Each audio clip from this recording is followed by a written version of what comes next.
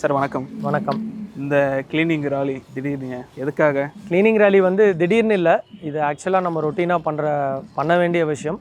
எந்த இடத்துல சுத்தம் இல்லையோ அந்த இடத்துல வந்து ஒழுங்கீனம் இருக்கும், அந்த இடத்துல குற்றச்சம்பவங்கள் நடக்கும்.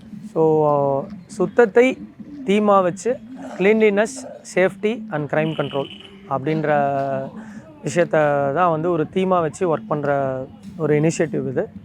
புதுசாக ஆரம்பிச்சிருக்கோம்.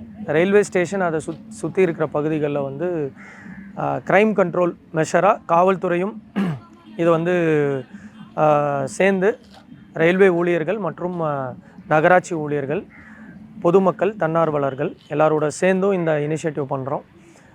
இதோட ஒரு ஃப்ரூட்டாக வந்து நம்ம என்ன பார்க்கணுன்னா, இந்த ஏரியாவில் க்ளீன்லினஸ் அது இமீடியட்டாக நம்மளுக்கு எல்லாருக்குமே தெரிஞ்சோம் ஆஃப்டர் எஃபெக்ட் என்னன்றது. இதுக்கப்புறம் க்ரைம் எப்படி கண்ட்ரோல் ஆகுது, இந்த இடத்துல பைக் தெஃப்ட் இருக்குதுன்னு சொல்கிறாங்க, அந்த விஷயங்கள் எப்படி அட்ரஸ் பண்ணுறோம், பார்க்கிங் விஷயங்கள், பார்க்கிங் பிரச்சனைகள் இருக்குது, நோ பார்க்கிங் ஃபைன்ஸ் இம்போஸ் பண்ண போகிறோம் இதுக்கப்புறம்.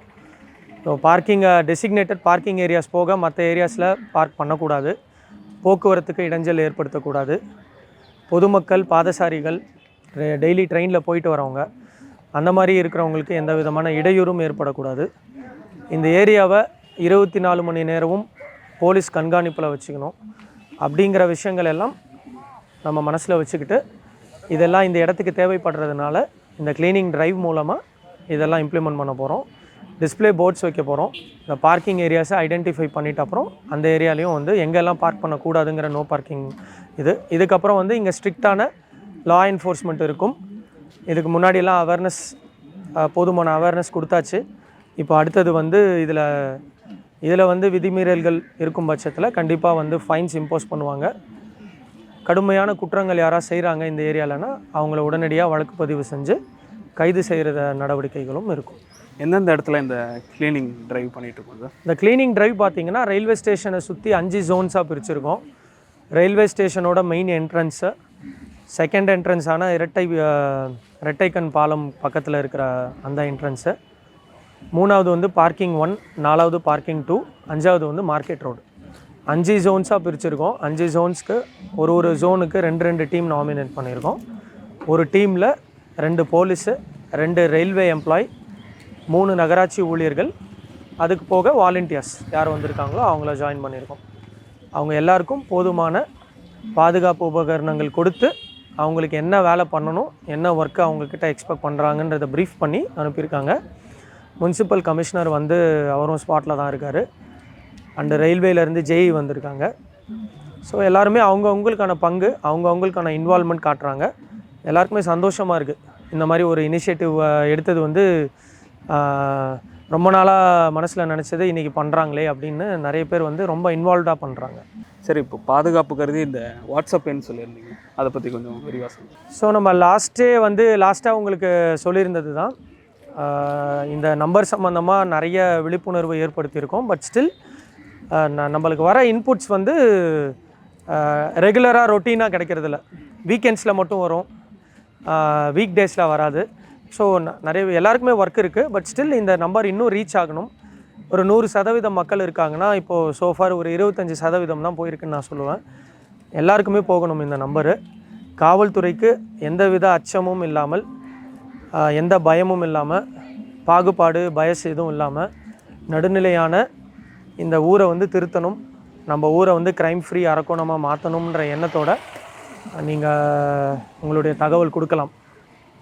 அதில் வந்து அந்த நம்பர் நான் திருப்பியும் சொல்லிடுறேன், 7397197100.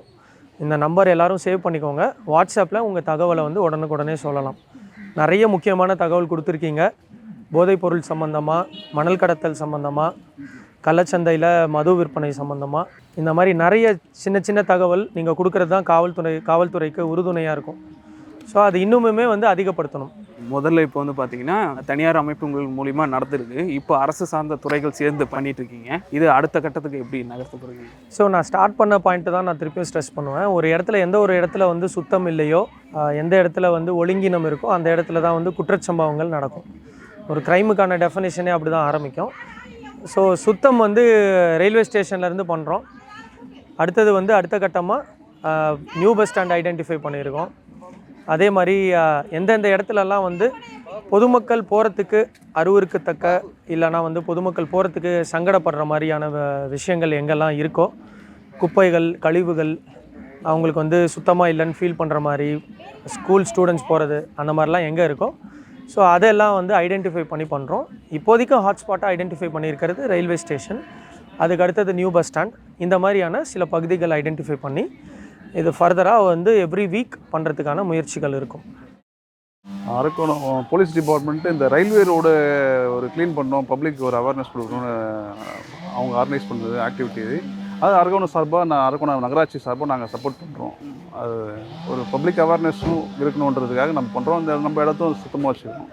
மார்க்கெட் சைடில் இருக்கிற ஒயின் ஷாப் சைடு கொஞ்சம் இன்னும் குப்பை மேடாக கொஞ்சம் அப்படியே தான் டெய்லி பை டெய்லி கண்டினியூ இருக்குது. அது உங்களுக்கு தெரியும், அது அந்த இடம் எப்படி இருக்குன்ட்டு. நம்ம க்ளீன் பண்ணாலும் அது திரும்ப வந்துட்டு தான் இருக்கும். அதுக்கு எதனா நடவடிக்கை எடுக்கிறதுக்கு எதனா நம்ம க்ளீன் பண்ணுறோம். அதை நம்ம க்ளீன் பண்ணி எடுத்து வச்சுட்டு இருக்கோம். திரும்ப அது டெய்லி பேசிஸ் தான் பண்ணிகிட்டு இருக்கோம்.